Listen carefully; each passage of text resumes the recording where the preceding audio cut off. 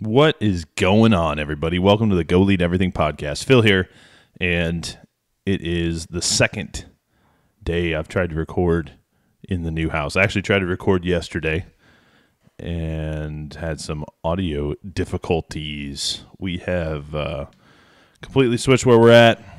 My wife and I moved to the suburbs here in Houston. We're officially suburbanites.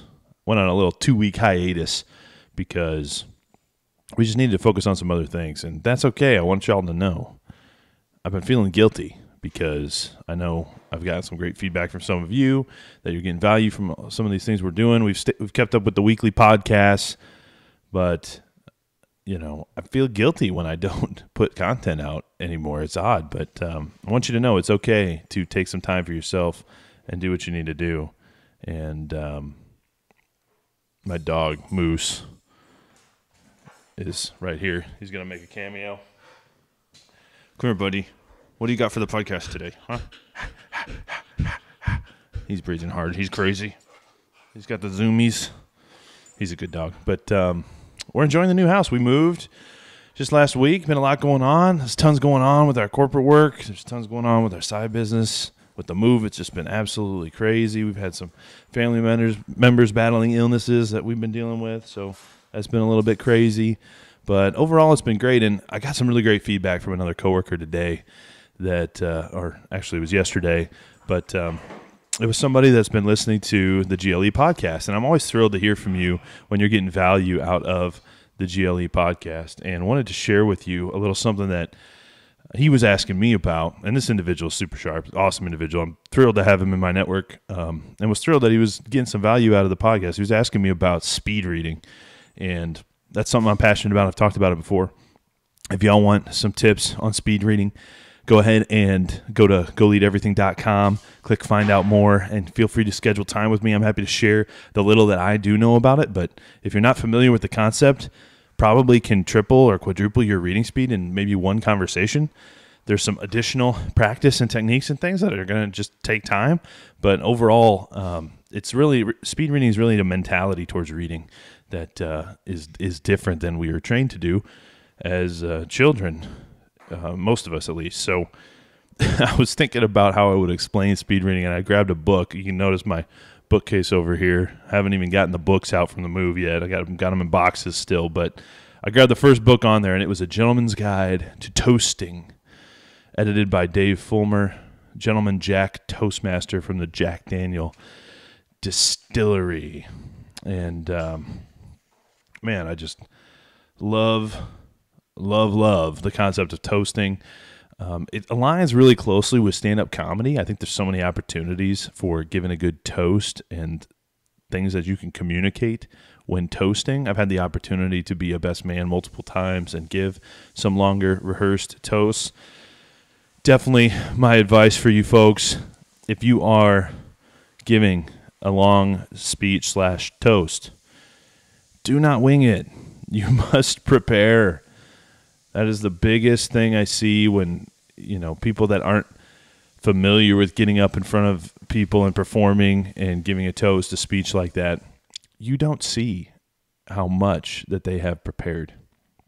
And I went up and for my brother's wedding gave about a 6 to 7 minute, I think, memorized speech, which took me hours to write and probably another few hours to really rehearse. Not many people knew that. I got up there with a drink, said a few words for 5 minutes. Nobody probably thought anything of it, right? But if you've ever been to a wedding where you watch someone wing it and fumble their way through some story that goes nowhere, you see the difference between someone who's prepared and someone who has a point and knows what they're trying to do and say and trying to make it. And I'm not saying I'm like a great speech giver or anything like that. I'm just saying that speech I got some good feedback on, and it's not like an easy thing that, oh yeah, I just wung it and it was a good speech. No, like you put thought into it. You think about how you're going to open. You think about the points you're going to make. You think about the stories you're going to tell to support those points, and you think about how you're going to close and land that.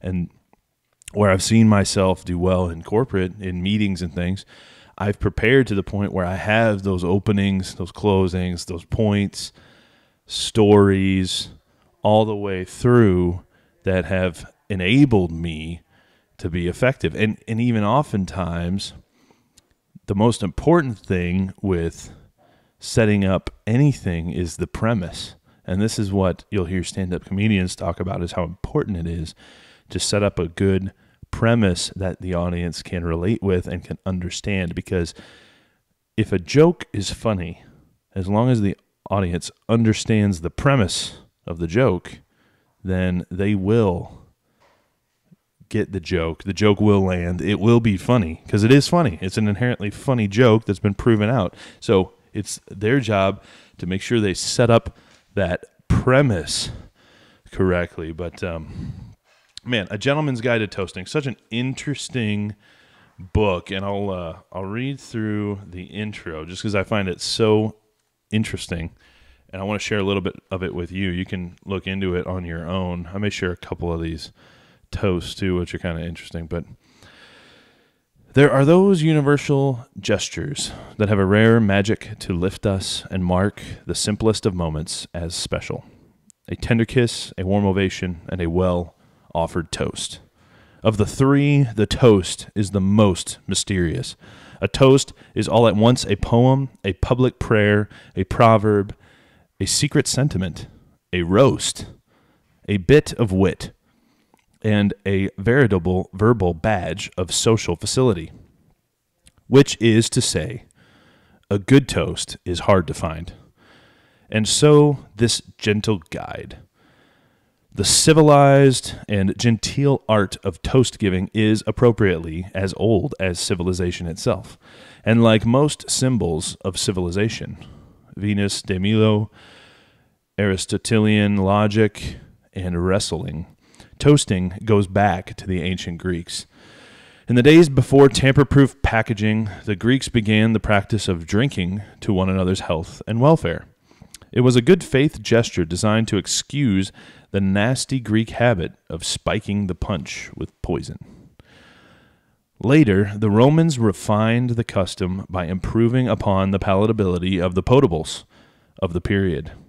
The Romans proved their good taste by discovering that a piece of burnt bread, toast, placed in a goblet seemed to mellow the flavor of the wine. It was the char on the chunk of bread that did it. And that, dear friends, is how the charcoal mellowing of fine Tennessee whiskey was born. Well, maybe. But more to the point of this book, that's how the toast came to be part of the social imbiber's vocabulary today. Since the Greeks, gracious toasts have raised the spirits of gentle folk around the globe. Today, the cultured of every culture have developed their own favorite phrases of praise to accompany the clink of the glass among friends. What follows here is a guide to the gentlemanly art of toast giving. Included are a few introductory tips, suggested etiquette, some passing anecdotes, and an illustrated collection of a few of the most beloved toasts. So let's begin with a toast by the French philosopher André Gide to writers, speakers, and all aspirant toastmakers. Everything worth saying has already been said, but since no one was listening, it is necessary to repeat it. Shall we drink to it? Man, such good advice. And I'm going to read just one more chapter. It's called Guide to Gracious Toast Giving. It's literally a page and a half. Man, it's just like 6 bullets of what goes into forming a good toast. There's toast etiquette and protocol in here. There's different libations. There's etiquette for special occasions like weddings, toast for all occasions. There's a bunch of examples. So this is the Guide to Gracious Toast Giving. And you'll hear a lot of people today talking about gratitude and how important it is to come from a place of gratitude in your interactions and everything you do. And I think part of what makes toast giving, performing at any level, is that sense of gratitude. And I think this is what this is getting at. It's that guide to gracious toast giving. You want to be a gracious toast giver, grateful, full of grace. I would prefer to leave the subject, manner, method, and mode of your toast making up to you. But in this modern age of guides on everything from fly tying to bow tying, resume writing to social wrong writing, gentle folks are in constant search of good advice. There's a lot of American know-how showing Americans how to. So I'm offering my advice on toast giving with the peace of mind that the American appetite for knowing the rules is second only to the American passion for breaking the rules. Remember, rules are for common men. When uncommon folks break the rules, it's called style. So here's his bullet points. Be eloquent, whimsical, and witty. Tough assignment, but try. Toasting is not for the thick of tongue or faint of phrase. The best way to achieve all three is to learn from the examples that follow in this book.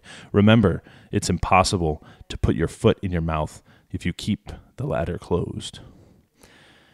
Be simple. Simply put, the simplest toast is often the most sincere. Be yourself. The best words, witticisms, and stories are your own. A toast is toastier if it's original. The toasts that follow are for your inspiration and learning. But remember what I said about breaking the rules.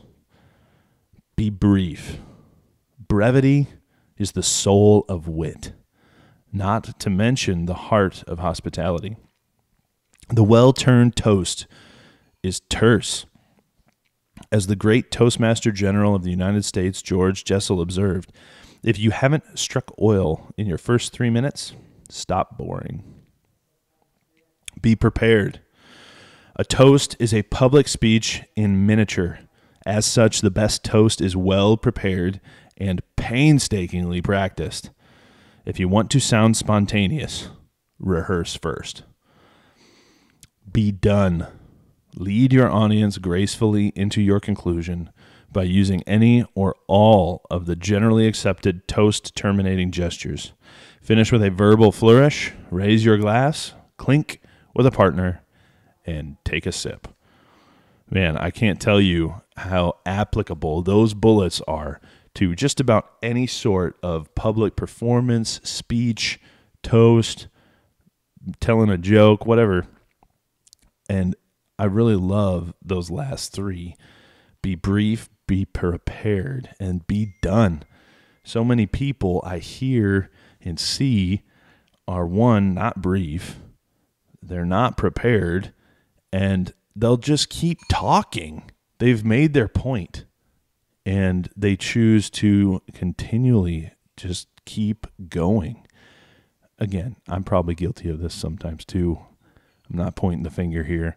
I think it's great advice. Wanted to share it with you all, and again, just stumbled on this week. I appreciate your patience with me and Eunice as we have been moving and allowing me a couple weeks off to kind of get our feet under us. Really good tips here. Those that are listening to the GLE podcast and getting value out of it, I'm thrilled about it. Love you all. I'm hoping to hear from you more and more as we go on this journey together. And really, I'm just so excited to bring you some value, whatever little I can bring. And I know that we are capable of so much. I know that we are going to do so many great things together. And with that, I raise my glass to you. Cheers to all of you out there, all you homeowners, all you parents, all you brothers, sisters, and sons and daughters, mothers, fathers. I have newfound respect for all of you as I continue to grow and learn. So Here, here. Cheers to you. Y'all go lead everything.